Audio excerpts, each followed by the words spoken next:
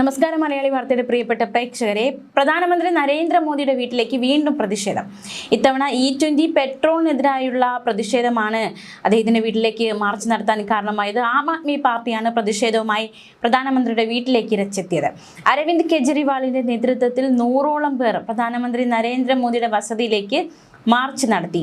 പമ്പുകളിൽ നിന്നും E20 പെട്രോളോ യഥാർത്ഥ പെട്രോളോ തിരഞ്ഞെടുക്കാനുള്ള അവകാശം ജനങ്ങൾക്ക് നൽകണമെന്ന ആവശ്യമാണ് പ്രധാനമായും ആം ആദ്മി മുന്നോട്ട് വയ്ക്കുന്നത്. യഥാർത്ഥ പെട്രോളിനേക്കാൾ വില കുറച്ചു വേണം E20 പെട്രോൾ വിൽക്കാനെന്നും കെജ്രിവാൾ വ്യക്തമാക്കി.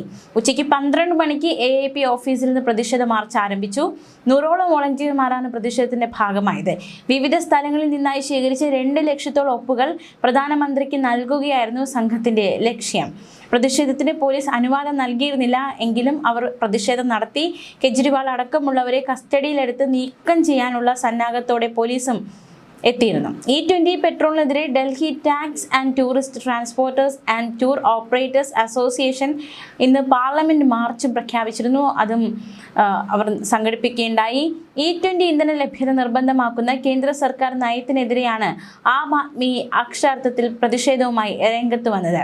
മുതിർന്ന നേതാക്കളായ മനീഷ് സിസോദിയ, സഞ്ജയ് സിംഗ്, സൗരഭ് ഭരദ്വാജ് എന്നിവരടക്കമുള്ള പ്രമുഖ നേതാക്കളും നൂറുകണക്കിന് പ്രവർത്തകരും മാർച്ചിൽ പങ്കെടുത്തിരുന്നു. പ്രതിഷേധക്കാർ പ്രധാനമന്ത്രിയുടെ വസതിയിലേക്ക് നീങ്ങുന്നത് തടയാൻ ഫിറോസ് ഷാ റോഡിൽ പോലീസ് കനത്ത ബാരിക്കേഡുകൾ ഉയർത്തി വൻ പോലീസ് സംഘത്തെ വിന്യസിച്ചിരുന്നു. അമേരിക്കൻ പ്രസിഡന്റ് ട്രംപിന്റെ സമ്മർദ്ദത്തിന് പ്രധാനമന്ത്രി കീഴ്പ്പെടരുതെന്നും അമേരിക്കയിൽ നിന്ന് എഥനോൾ ഇറക്കുമതി ചെയ്യുന്നത് ഉടനടി നിർത്തിവെക്കണമെന്നുമായിരുന്നു കെജ്രിവാൾ പ്രധാനമായും പ്രതിഷേധത്തിലൂടെ ആവശ്യപ്പെട്ടത്. രാജ്യത്തെ ജനങ്ങൾക്കുമേൽ E20 ഇന്ധനം അടിച്ചേൽപ്പിക്കുന്നത് അവസാനിപ്പിക്കണം. വിഷയത്തിൽ പ്രധാനമന്ത്രിയെ കണ്ട് സംസാരിക്കാൻ തങ്ങൾ സമയം തേടിയിട്ടുണ്ടെന്നും അദ്ദേഹം വ്യക്തമാക്കി. ആവശ്യങ്ങൾ അംഗീകരിക്കുന്നതുവരെ പ്രതിഷേധ സമരങ്ങൾ തുടരുമെന്ന് മാർച്ചിൽ സംസാരിക്കവേ അരവിന്ദ് കെജ്രിവാൾ കൂട്ടിച്ചേർത്തിരുന്നു.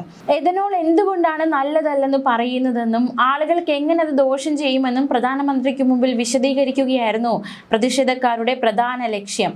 ആം ആദ്മി പാർട്ടി സംഘടിപ്പിച്ച national town hall against E20 വലിയ പങ്കാളിത്തമാണ് ഉണ്ടായത്.